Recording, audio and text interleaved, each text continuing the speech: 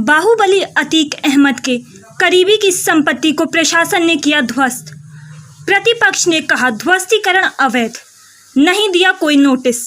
प्रदेश सरकार ने अब बाहुबली भू माफियाओं के अवैध संपत्तियों को खत्म करने की कवायद शुरू कर दिया गया है और लखनऊ कानपुर के बाद प्रयागराज में भी यह अभियान शुरू कर दिया गया।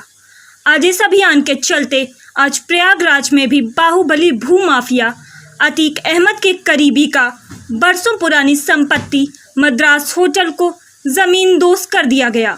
माना जाता है कि बाहुबली भू माफिया अतीक अहमद ने इसी होटल में अपने करीबी रिश्तेदार के नाम पर पैसे लगाए और इसके मालिक की मृत्यु के पश्चात इस स्थान पर अवैध कब्जा कर लिया था। आज प्रशासन ने इस स्थान को जमींदोज कर इस वापस अधिग्रहण कर लिया। प्रतिपक्ष वकील ने तर्क दिया कि वे स्थान केरला निवासी सोमराजन है जिनकी मृत्यु हो गई है और उनके पुत्रों को न कोई नोटिस जारी किया गया है और न ही उनके वकील को कोई पूर्व सूचना प्रेषित किया गया है। यह ध्वस्तीकरण अवैध रूप से किया जा रहा है।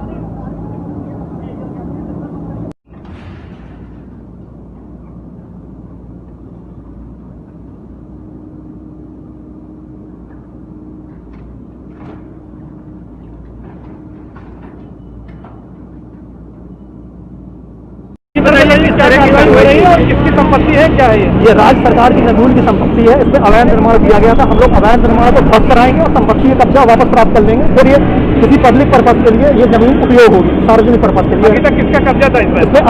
अवैध रूप से लोग काबिज थे। जो लोग अवैध रूप से काबिज से विधिक प्रक्रिया का पूरा पालन करते हुए उनके विधिक ध्वस्तीकरण आदेश पारित किया गया।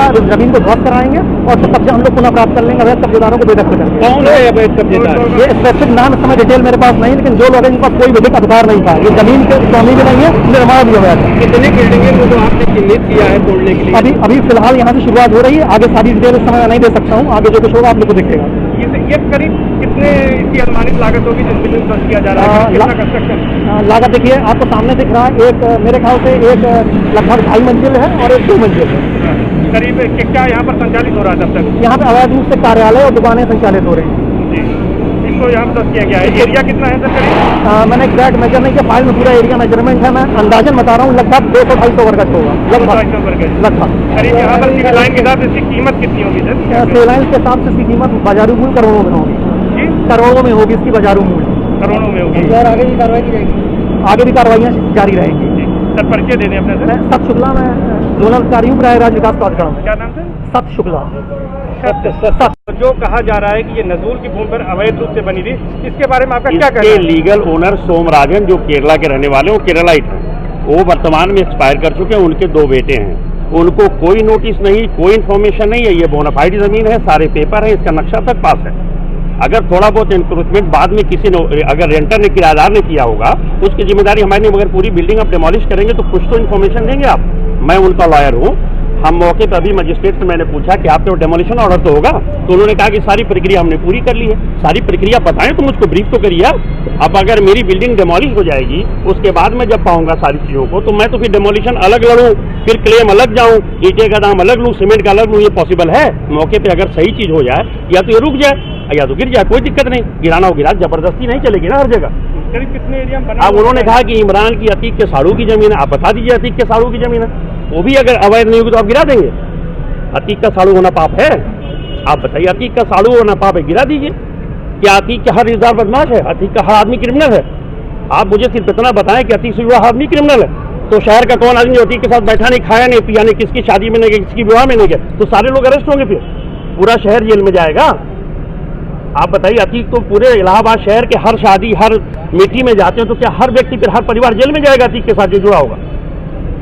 किसी वजह से गिराया जा रहा है, क्या लग रहा है? अब अभी हम उन्हीं के मजिस्ट्रेट ने बताया मुझे कि इमरान की प्रॉपर्टी अतीक के सारू है। हमें बताया कि सोमराजन जो है उनके यहाँ से आया हमें इन्फॉर्मेशन कि आप देखिए गिराया क्यों जा रहा है।